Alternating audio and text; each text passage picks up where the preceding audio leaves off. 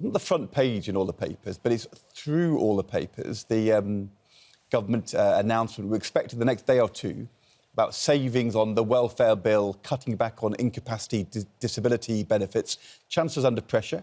She needs £5 billion of savings, she says, and she's going to get that from these cuts or by reducing the number of claimants. And it looks set to be controversial again in Parliament. For Keir Starmer, on the international stage, he's getting plaudits.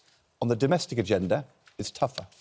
Yeah, and he has to remember, as Prime Minister, his priority is what's happening here. Yeah. And inflation is going up again, and we're going to have swinging, draconian cuts in benefits. Now, I would argue that there is probably scope for those cuts, but he will struggle to take a lot of his own Labour MPs with him who are already deeply unhappy that he's cutting international aid to pay for extra defence spending, as are people like Mr Maguire here, whereas I think that's the right decision. But this is going to be very difficult. He's going after people with disabilities.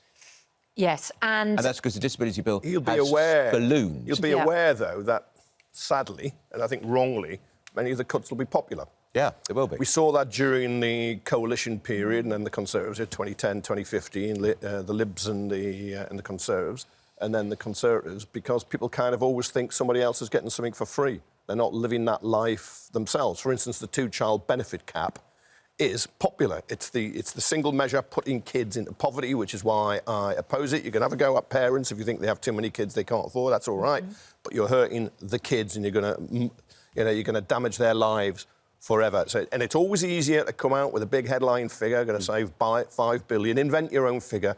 When you get on the ground and you get individual people who are sick or they're disabled or they're unemployed, have multiple conditions, it's much harder to implement. And that's where you'll risk the backlash on his own side. It's quite hard at the moment to work out exactly what they are going to do. Are they saying they're going to make it harder in future for people to go from work onto sickness benefit? Or are they going to say the people currently on sickness benefit are going to have that taken away and be told you've got to go back to work? Are they actually going to cut the actual real value of the money people are receiving on personal independence payments or employment support allowance, the money you get if you are disabled? Since COVID, the bill has gone up for sickness and disability by 20 billion, and it's heading towards 100 billion. Why has it gone up 20 billion? Why are there is it 1 million plus extra people? Now, it can't all be long COVID. Now, if you can give people interviews, you can help them into work, that is one thing. That's using the carrot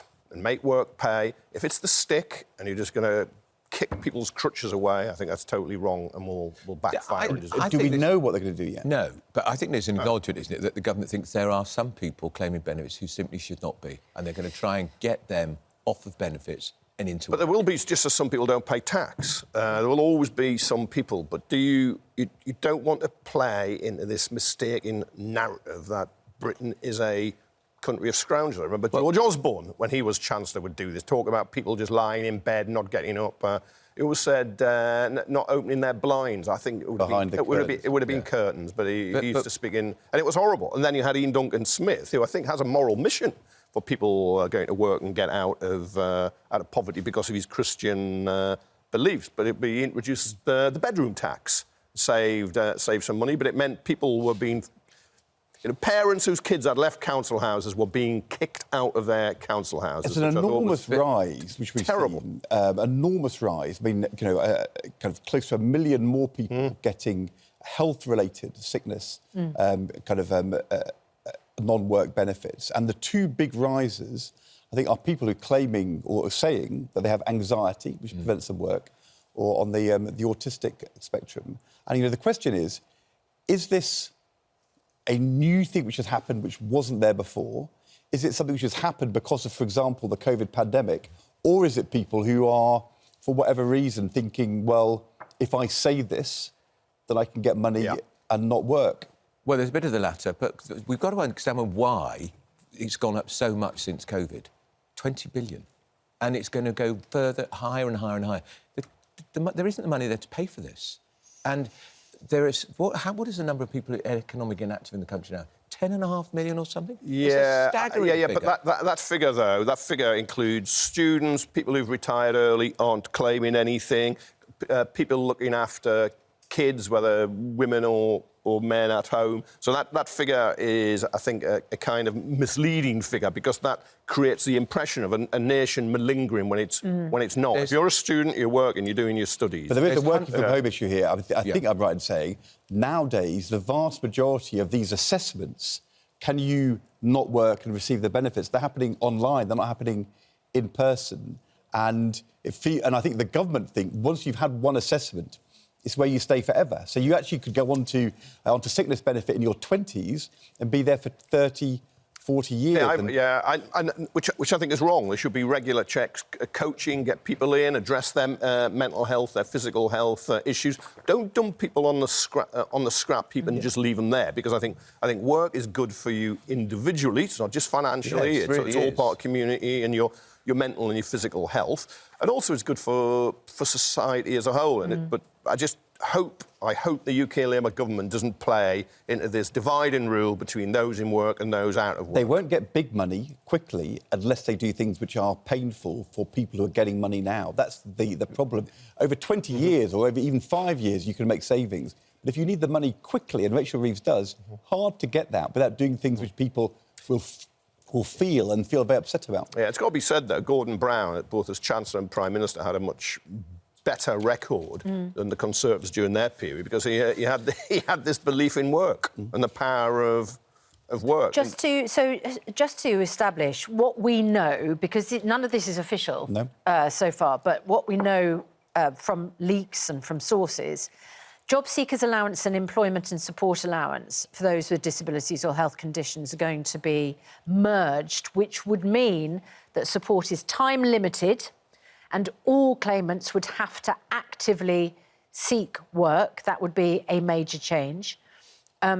Payments also are going to be frozen in the next financial year and not rise with inflation as usual.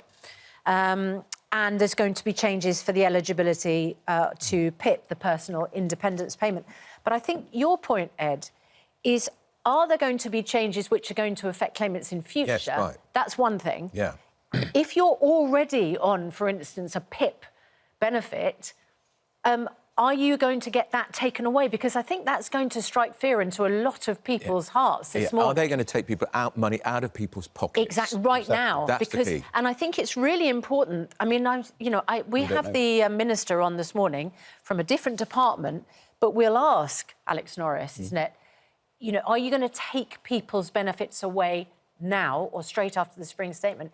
What he'll probably say is, I can't, say anything about what the Chancellor's going to do. But the trouble is, these discussions really frighten people. Yeah, they do. And so it's not really of any benefit to people who are currently claiming, if they feel like every letter that's coming through the door is saying, we've reassessed your PIP and we're going to take it away. And the government know the impact this has. Yes. And yet they're putting these figures out there. They're not being made up, £80 billion worth of cuts, all this sort of stuff. They know the impact, and I think they have a duty to be able to tell us straight away, we might have to come after some people's benefits right now. Rather than why. reassess them at some point in the future. Let's be clear why this is happening. The government's problem is, currently, they're having 3 weeks' time to do a big economic and fiscal statement. Yeah. They're worried the economy's been weaker. Yeah. The fiscal situation is worse. Is Rachel Reeves going to be off track for her fiscal rules? Thanks to the budget. Fiscal rules? She has set out certain fiscal guidelines she has to stay within, and she has to make sure that debt is coming down. She has to make sure that she's covering all of the amount she spends with taxes coming in. Right. And if she on day-to-day spending, and at the moment, she may be going to miss those rules, and she has to persuade the Independent Office of Budget Responsibility, no, I can get some savings. So she has to persuade them, I can get £5 billion quickly, and that is her big problem. Because if you say, I think the rows in government are going to be, one, will some of these money go back to help people into work? Will Liz Kendall keep some of the savings, which is kind of in debate? Secondly, is it going to be penal, the way in which you reassess people? Are you going to make it very harsh? But the most difficult thing is, if she wants money this year and next year, then she has, as Andrew says, she has to start taking money away from current people. And that's where the controversy comes. Hang on, the fact is debt is going up. Debt is going up as a result of what's been going on with this government. And this government is, which means that costs the taxpayer more money to pay interest on the debt. And this government was all about creating growth. Where's that? We don't want to go back. Where is that? I remember Labour made, and quite rightly, much during the Conservative era, including with the Lib Dems, about how people were assessed fit for work and then they were dying days later. Terrible mistakes were made. We don't want to go back to that, but you don't have to look at the welfare state and just say we put it in aspic and it's going to be like this way forever and a day. But if you're going to help people into work, it costs money. And then we have Pat McFadden, the Cabinet Office Minister, saying, well, we're going to reduce the number of civil servants. Well, civil servants include people who work in job centres and the DWP. Now, if you're going to require people to go in for assessments and get careers advice and suggestions, you're cajoling people and helping them rather than hitting them with a mallet and saying you're going to take away their benefits. That does cost cash. So that is our debate this morning after 7 o'clock. Are disability benefits stopping people from working? If you take them away, will it incentivise and encourage more people to go back into the workplace? Let us know what you think about that, and we're going to debate that further after 7 o'clock. Meanwhile, President Trump, I mean, part of the reason, let's be honest, about making cuts to disability benefit is because the Chancellor needs money to boost defence spending. President Trump has made a rather uncomfortable remark about the future of Ukraine to Fox News. Another Monday, and something which will probably come as more comfort to Putin than to Zelenskyy. I was more shocked by the thing he said about taking candy from a baby. If you actually think what that means, take candy from a baby. He's saying that Ukraine and President Zelenskyy were stealing kind of sweet candy from America, the baby. I mean, taking candy from a baby is like a malevolent, unpleasant, stealing thing to do from somebody weaker than you. This is Ukraine at war. Asking America, the big superpower, for help to try and fight the Russian aggression. The idea that is taking candy from... is bizarre. At war against one of America's oldest enemies, Russia, the old Soviet Union. It makes no sense. It makes no sense. And also to say for the first time Ukraine may not survive... Chilling. Well, I've thought for a long time Zelenskyy won't survive. Zelenskyy won't probably even stand in the next free election in Ukraine. But Ukraine won't survive? What, it's just going to be rolled over into the old Soviet Union? Unbelievable. Trump's flipped Ukraine the US. is a sovereign nation. But it is. And is an ally of the US. But Trump has flipped the US from backing Zelenskyy to being, at best, an apologist for Putin, and actually aiding them now by cutting off intelligence and halting the flow of arms, humiliating Zelenskyy and saying he wants to pillage the country and take all the minerals. I've not seen anything like this before in the post-war era. And, of course, the reason the US backed Ukraine, as Britain did, as France did, as Germany did, as Poland did, and a lot of other countries, as you saw, is common defence. You saw it was in your national interests now, of course. There is, as Zelenskyy pointed out, a big ocean between Europe and the US, but the US sells into Europe. It's the markets where it makes a lot of cash, but he's just giving it up. If he wasn't an agent of influence and he wasn't in the pay of Putin, he's at the very least a useful idiot. It is making the state visit all the more problematic. Yes, isn't it? And when you consider we've now got a new Canadian Prime Minister, who was the Governor of the Bank of England here, who, in his speech yesterday, tore into Donald Trump. Well, Canada are getting sanctions from the United States. The King is King of Canada. So does he really want to roll out the red carpet for this man who's imposing sanctions on a country where he's monarch? So the King has published his Commonwealth Day message today, ahead of the annual service later. And King Charles has been reported this in the news. King Charles says, restoring the disrupted harmony of our entire planet is the most important task facing humanity. And I just wonder, Andrew, if you could unpack that for us. Yes, he's talking about exactly what's happening with the United States and around the world. And this speech is cleared by Number 10. and the Foreign Office. The disrupted harmony of our entire planet. Well, amazing phrase. It is. It's so political. Yes, of course. I thought it might be the environment. He'll throw that in. I thought it meant climate change. He'll throw that in. There is more to it than that. That's the intention, though, yes. that you can say, oh, no, it's the climate. You know exactly. There's two things going on. King Charles being, as you say, we agreed with absolutely the government, but this is him being more political, diplomatic, kind of edgy. Doesn't sound very diplomatic. No, but that would have been cleared by the highest level, because he can't say anything without the approval of his Prime Minister and Foreign Secretary. But it is extraordinary. Of course, it's about as well, but he will be deeply concerned about what's happened to his Commonwealth countries, where he's the king. Trump has done more for Putin since January than Xi Jinping, the Chinese president, has done. And China's supposed to be an ally, but there's been no Chinese arms of any significance going to Russia for that fight, and yet you've got Trump turning off the military supplies, making their missiles. Even the Storm Shadow missiles we've supplied now can't operate properly because they rely on guidance. Kevin, I think you're ducking, the King's important contribution here, though. I mean. No, this is why, though. This is why. Oh, he might even be praising the king. Oh, my God. In a revelatory moment. But they use the monarchy. Like the Queen used to played host to Putin once on a state visit. She did to the Chinese president. Did Mugabe. I mean, you use them in. They are political, but I think there's a difference between when you use them politically. And when Charles will kick off about, let's bring back fox hunting. Can I read you the beginning of a remarkable article in the Mail on Sunday by Dan Hodges?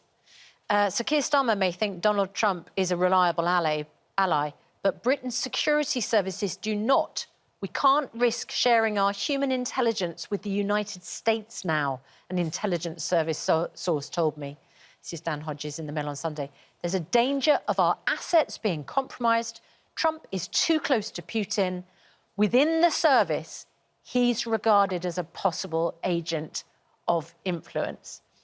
And the question is, what sort of agent? Fantastical rumours that the US president was literally a Russian mole began to circulate in 2016. Didn't Graham Stewart, the former government minister, Conservative minister, say last week... He did. ...that, that Trump must be a Russian agent, because why else would he be behaving in this way? It was an astonishing thing for a Privy Councillor to say. Yeah, and Tory MP. Yeah, he hasn't repeated it outside the commas, I don't think. No. But it's an extraordinary thing that people are writing this about. I know. The President of the United States, the leader of the free world, that he could be possibly in the pay or in the influence of the most malign world leader. Dominic Lawson says today in the Mail that he may not be in the pay, but his only motivation is money. Yeah. This is all about Trump trying to build his future relationship with the richest man on the planet, Putin. Yeah. It is extraordinary. Kevin, the world's gone mad. Well, Trump's gone mad. That's why.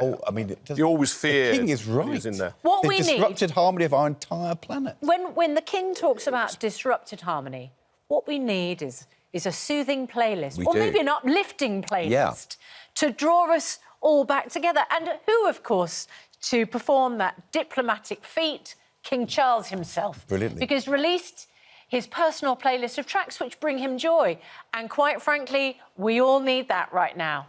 What a very funk, soul, R&B kind of groove. I'm not falling for this slaver. Come on, Kevin. At a time when there's a disrupted harmony of the planet and Donald Trump is wild and everything's... I mean, having our king sending us those messages, doesn't it give you confidence? That was as authentic as a 99p coin, wasn't it? No, it used to be 3 degrees, didn't it? 3 degrees, that's right. He loved the 3 degrees. I was struggling to think who they were, I think that's a great list. And, Kevin, it would just make him even more popular, even more down-to-earth, one of the people. Look, you cannot bow any lower already, haven't you? Well, I'm sorry, I think he did a good job. His musical taste, I have to say. You're going to do yourself an injury. And I think his intervention in his Commonwealth Day speech today is very significant, and I think it will reverberate around the world. I also think that... And remember how much Trump wants to be on the right side of the king. There were reports at the weekend he was displeased that Zelenskyy saw the king. We wondered what kind of monarch he would be. And it seems to me King Charles is both being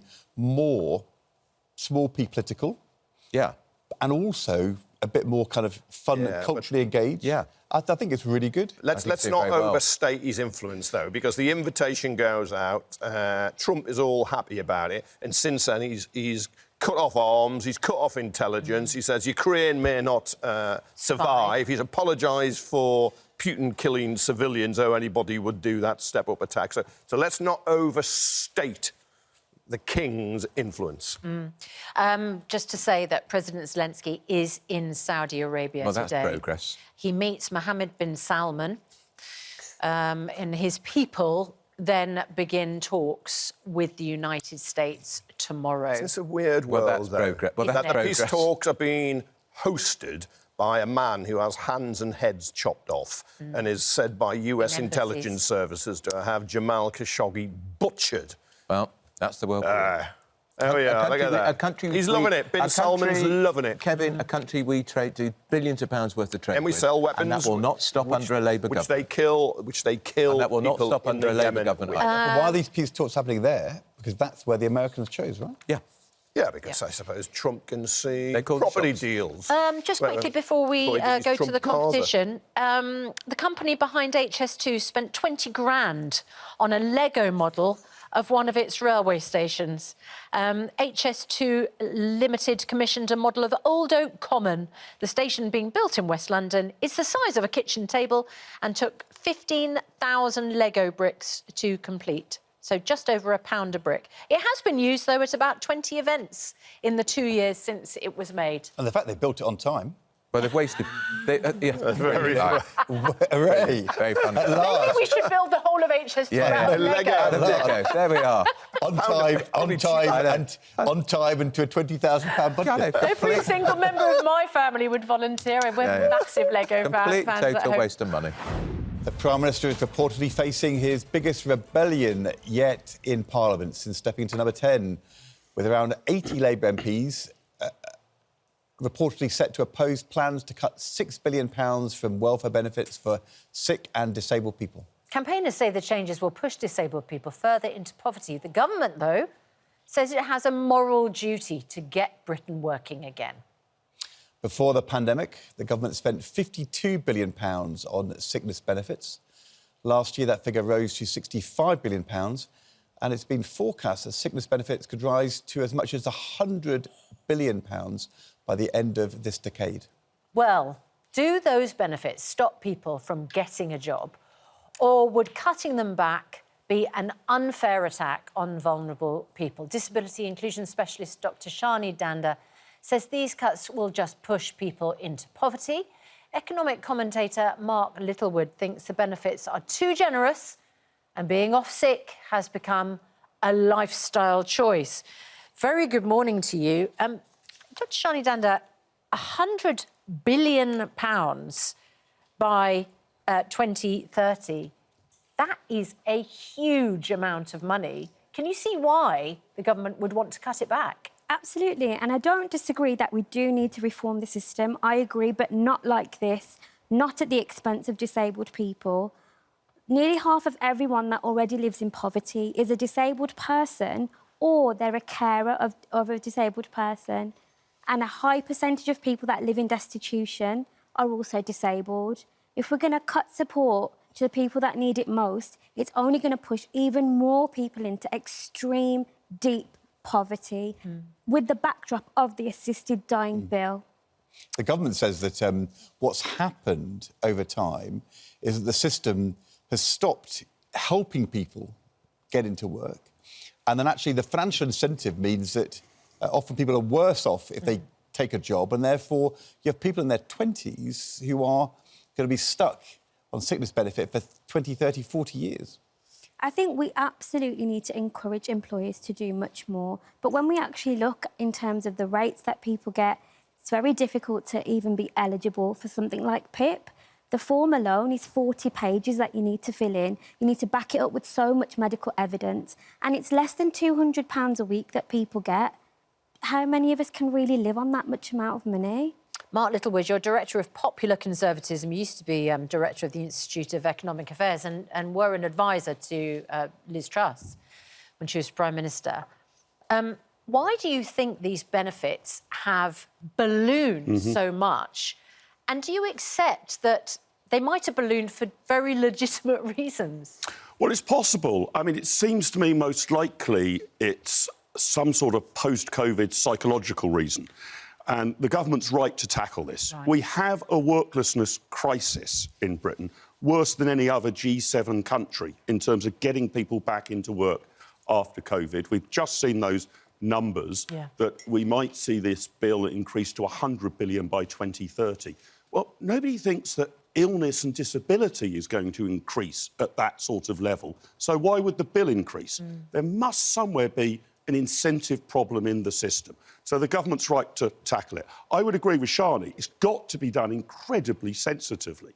But we do need to get people back into work. We've got 1 in 8 young people who are not in education, not in training, not in work. That's a huge number. Is it your analysis that people who are not able to work for whatever reason, that it is more financially beneficial to claim a disability benefit than it is to claim employment allowance, support allowance? It's possible. That's not really my worry. I mean, I think the big issue we've got here is around mental health issues. Much harder to diagnose, not as black and white as a physical disability.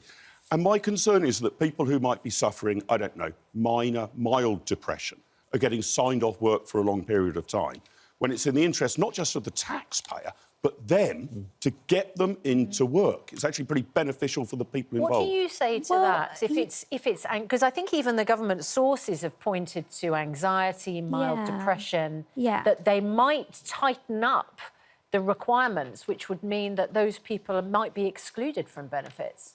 We've got to understand we're living in a world where we're talking about mental health a lot more now. I've worked since the age of 16. I've been in work for 21 years. We never talked about mental health when I first entered the workplace. Now it's a massive focus. And actually, when we invest in people's mental health, we get a return on investment, especially from an employment perspective. But we all have mental health, and especially those of us that live with long-term physical health conditions. But is it reasonable to say to people, as Mark Littlewood suggests, if you have anxiety or you have mild depression, it might be more beneficial for you to be working than it would be to be claiming benefits with the right support and not working. With the right support. Unfortunately, I don't think there's enough employers out there that understand they need to give a level of flexibility. You know, there's such a push to get people back into work 5 days a week in the office. OK, that's a good point. You so know, for example. If you're an employer and someone, you know, but we don't know all the firm details, so I don't want to alarm anyone. But if they find out perhaps they're no longer eligible or they're on a different regime, and they come to you and they say, look, I have anxiety and depression, I'm going to be off a little bit. You need to be supportive of that. Of course. Are you going to be? Yes, and I think you need employers to do that. I mean, the best employers aren't those who flog their workforce to death or demand too much of them. The best employers are ones that work around the needs of their employees. But isn't the reality that doesn't happen in reality. I know that employers might choose somebody else. I mean, that, you know, that might be discrimination. Well, I think Shani can speak to that. She's an expert in advising companies about how to be more inclusive about this to their own benefit. But the point is, if you're going to withdraw people's benefits, you've got to have jobs for them. Yeah. And what people in these situations might experience is the jobs aren't there. That's right. The government is in the unfortunate position of having to do several things at once. One is to save money. The other is to create an economic environment in which there's more employment. That's not going very well.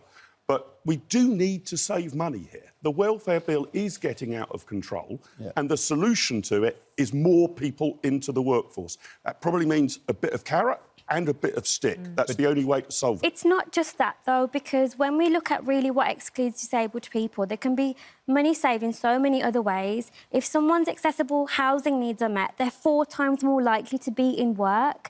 We have to approach this in a very holistic way. Shani, though, we know that the Chancellor is under pressure. She needs money quickly. We're talking about ways to help people into work. ITV reporting at the weekend, part of this is going to be freezing those PIP, those personal independence payments. Under these plans, even those with extreme disabilities in the unfit to work category are likely to lose money. How do you react to the Chancellor planning that? It's so cruel. It's so cruel because, on average, disabled people face unavoidable extra costs of £1,010 a month. That takes into consideration you receiving PIP. So even if you do receive that benefit, you've still got to find an extra £1,000 a month. So if they're going to cut it even more, where are people going to get this money from? Where are they getting it from now? Sure.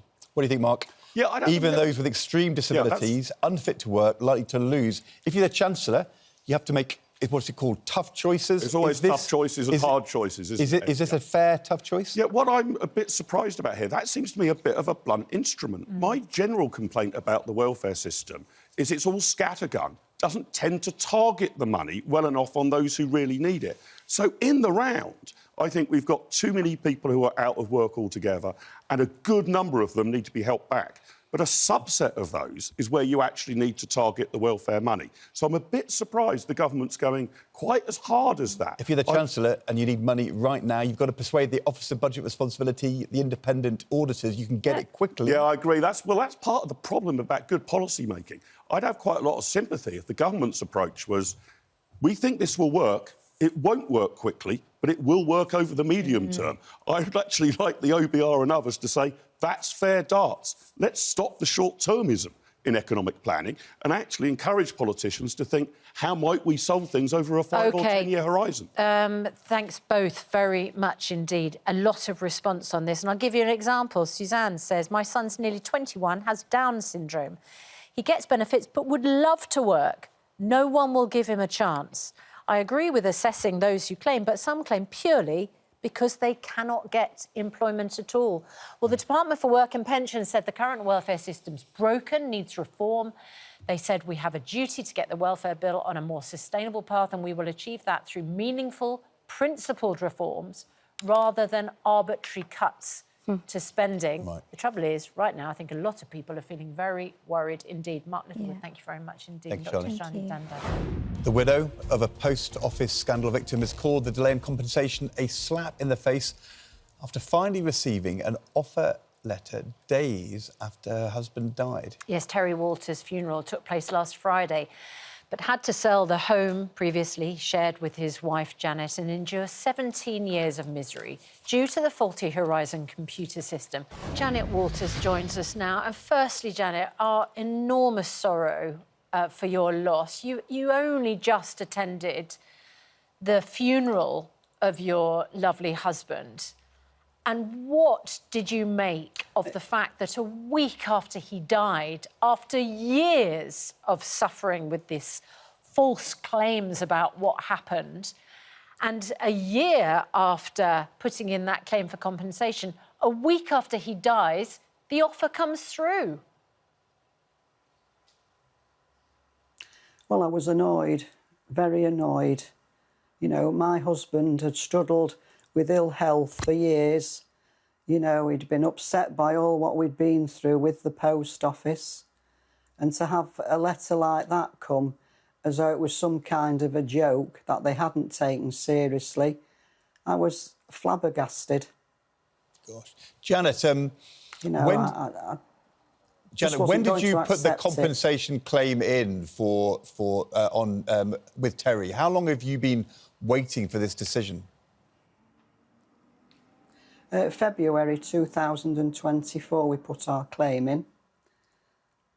So which it's was over supposed a to year. be a 40-day turnaround. Yes. Yes. So you put in the compensation claim, actually in the wake, didn't you, of the drama, the Mr Bates and the post office drama. You put in your compensation claim. You're told it's a 40-day decision. What's the explanation for the fact that it took a year?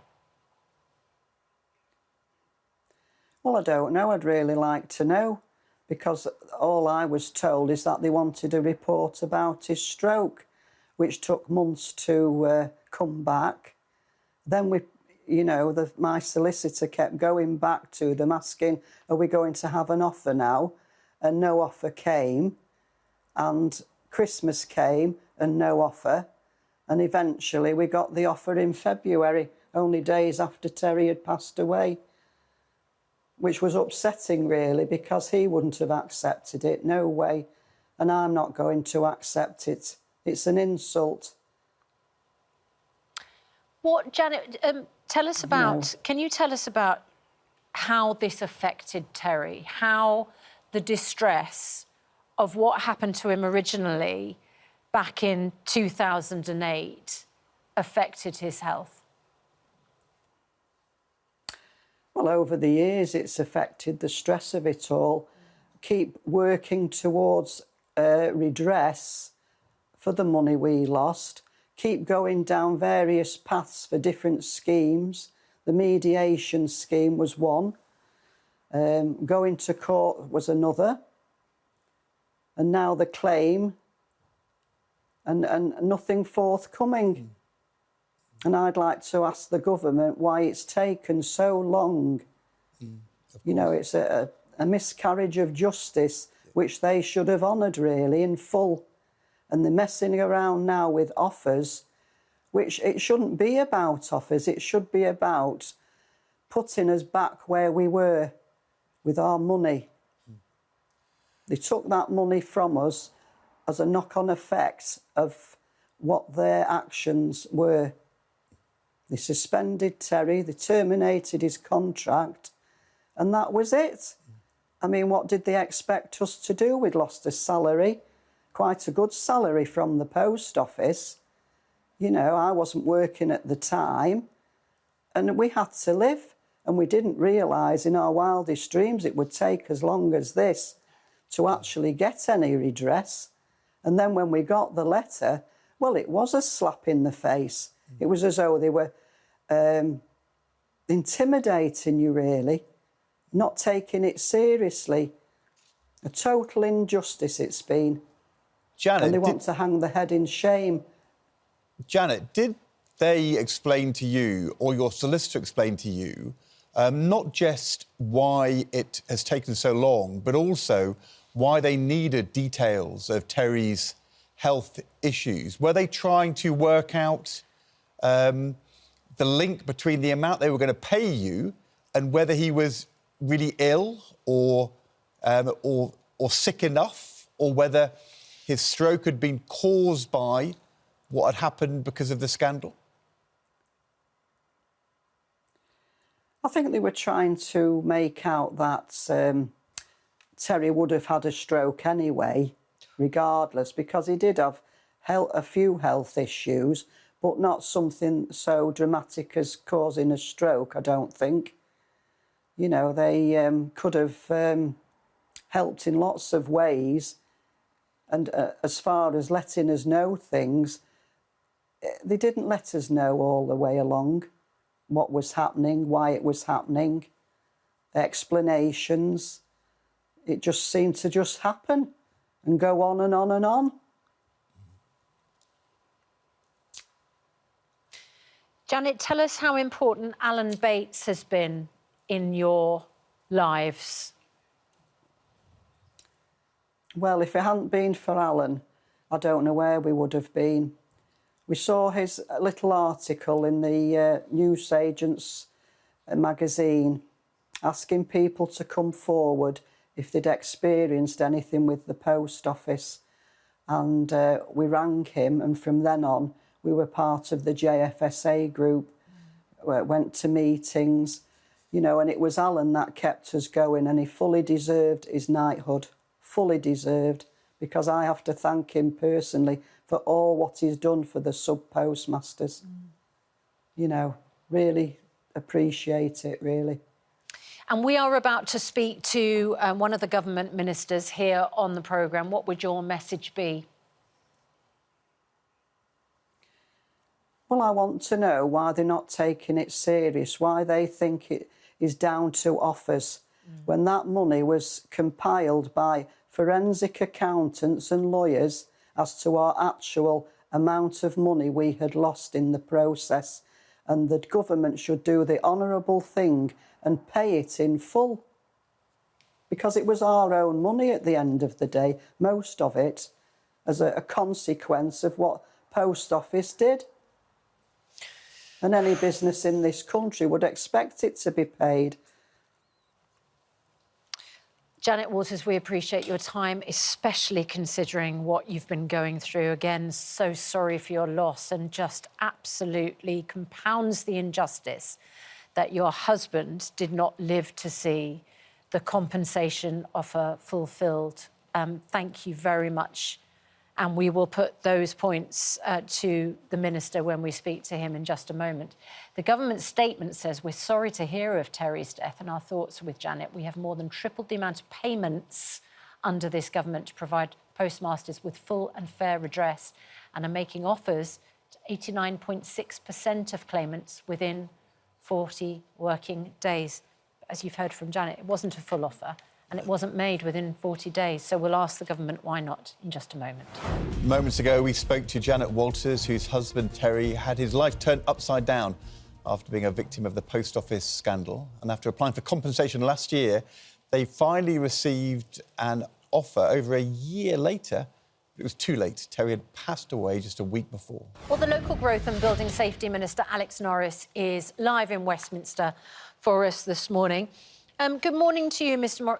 Norris. I know that this isn't the issue that you're on the programme to talk about, and we'll talk about planning in just a moment. But you did write a column for your local paper last year which references the terrible treatment of sub-postmasters by the Post Office. What do you make of the fact that this lovely woman, who only buried her husband on Friday, received an offer of compensation for something that happened 17 years ago, that they suffered with for almost 2 decades, and the offer comes through, which isn't anything near what they claimed, a week after his death? Well, morning, Susanna. Thank you for having me. First of all, our thoughts are with Janet and the Walters family for the loss of Terry. They've clearly been through so much, and this has obviously only compounded. I don't know the specifics, but I do know that she should have, Terry should have, and she should have had the response much more quickly than that. In the vast majority of cases, that has happened, and compensation has been agreed and been sent out, but that hasn't happened here. I can't tell you why, because it's not a case I'm familiar with, but I'm very, very sorry to have heard what I heard, because I know that will only be causing more upset. Have you got any explanation? I know you don't know the details, but we know this is a scandal that has been going on for years and years, and really only came to renewed public prominence because of the ITV drama. Do you know why full and fair compensation has not, as any right-minded individual would think, been paid out in every case? Because it hasn't, as we've just seen. No, I know that we've been able to triple the rate. I know that in 90% of cases, we've been able to do that within the 40 days. I know we have been able to make some progress, but that's not going to be comfort to the Walters family. I totally accept that. So I can't tell you why it hasn't happened in this case, but I can tell you that we are taking it seriously. We have, made steps to significantly improve, how the compensation's being handled, but I'm very sorry it hasn't happened in this case. Can I ask you about the announcement you are making today about planning? You are speeding up the planning system to get houses built and to get the energy transformation in place. You're going to give people who have a pylon near to their home £250 off their energy bill. You're also saying, though, that a lot of bodies are not going to be consulted anymore. Sport England won't be consulted now if, I guess, a local developer wants to build houses on a playing field or a recreation ground, the kind of thing that they would have had a right to have a view about in the past. Can you reassure us that this is going to be speeding up the planning system without actually wrecking our communities and taking away important facilities? Yes, I can. I mean, the building of 1.5 million homes, an important election commitment for us, the absolute bedrock of our plan for change, involves streamlining the planning process. We've done that with the policy framework so far. I think viewers might be a bit surprised that there's more than 24 organisations that can, and do have a say on every application and can put the blockers in the way. We're proposing to remove 3 of them today. you know, again, because we don't think they support the main goals that we've got in development around safety, around sustainability. You know, as you mentioned, Sports England, again, I think viewers would be very surprised to hear that there's a development in Bradford that's been held up now for multiple years. It's a development of 140 flats next to a cricket ground, and there's a disagreement between Sport England and the council, and the developer about the speed at which cricket balls are being hit. And if people, you know, people can see, if they want to, they can see that debate basically play out in live time on the council website. You know, that's not an effective planning system. There are protections for sports fields already in the policy framework. So if that land, unless it's deemed as surplus to requirements, it can't be built on. So I think that strikes the right balance, but we've got to get those homes built, and that means streamlining the planning process. Can we ask about welfare? Because an enormous number of people very alarmed at the moment by lots of sources, leaks, little details seem to come through about what you're going to do in terms of cutting welfare, freezing personal independence payments, perhaps reducing the eligibility for those payments. It feels like you're causing a lot of anxiety, including amongst your own backbenchers. When are we going to find out what you're doing with welfare cuts? I mean, this is a really important point. I'm conscious from my engagement with constituents, some of whom have very profound challenges, that they look very carefully about what they read in newspapers or what ministers say, and it can cause distress and anguish, and I would never want to do that. We are going to set out our plans. Liz Kendall, the Secretary of State, will set out our plans in the coming days, but rather than saying just wait for that, I think it's probably helpful if I set out the principles that we're working towards. I mean, but first of all, I would defend greatly the idea that we do need to reform the welfare system. We have 1 million young people not in education, employment and training. We have nearly 3 million people on sickness benefits who want to work and who can't. With the only major economy not to have bounced back in terms of employment rate post-COVID, you know, we do have to make changes there, but our principles will be people who need the support will get that support. But you're not suggesting, Mr. Norris, you're not suggesting they're fraudulently claiming. I mean, these are legitimate claims. And we've been inundated with people this morning saying, we'd love to work. Where are the jobs? People won't accept certain employees with these conditions. So you're saying, right, we're going to take away your benefits or freeze your personal independence payment, but there's no work for them. No, and that's not what we're saying. You know, as I say, the principles we're working towards are firstly that those who need support will get it. Secondly, that we have to restore trust in the system. You know, the broken assessment model has to change. But thirdly, and crucially, that people who want to work, you know, people should work if they can work. If they need support, we're going to make sure they get that support. You know, Liz set that out a little bit last week with regards to work coaches. As you say, I think there are lots and lots of people who do want to work but can't find that right support. So I think it's right that the government should step in there and make sure that they do get it. The problem is, ITV reporting at the weekend, this will be briefings from Downing Street or from the Department of Work and Pensions, that the freeze in personal independence payments will mean even those with extreme disabilities in the unfit to work category are going to lose money. And there'll be lots of our viewers thinking, we elected a Labour government and they've taken the winter fuel allowance away from poorer pensioners, they're cutting international development aid, and now they're going to take away money from people with extreme disabilities who are unfit to work, and they're going to say, what kind of Labour government is this? This is not what Labour governments do. Well, I think, firstly, the point around welfare reform, it's not a financial conversation. It's about understanding the impact for those individuals and for the whole of us when there's 1 million young people not in education, employment and training. Of course, we should want to change that. Of course. You know, with regards to the other difficult decisions, you know... But I'm asking you about people with extreme disabilities who are unfit to work and they're going to lose money in these reforms. If you tell me that's not true, then we'll all be reassured.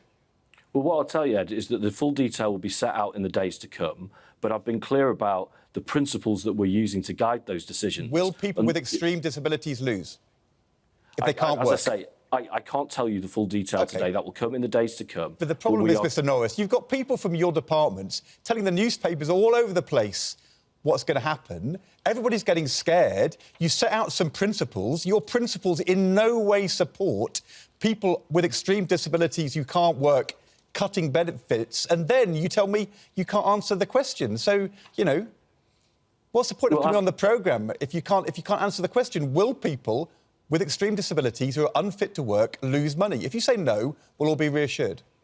Well, as I said, I've set out the principles that will be guiding us. People who need support will get the support they need. They'll, everyone will see the full details in the days to come. I've set the values out that will guide us, and it will be announced in the conventional way. Is there any principle which would justify a cut in disability benefits for people who can't work because they have extreme disabilities?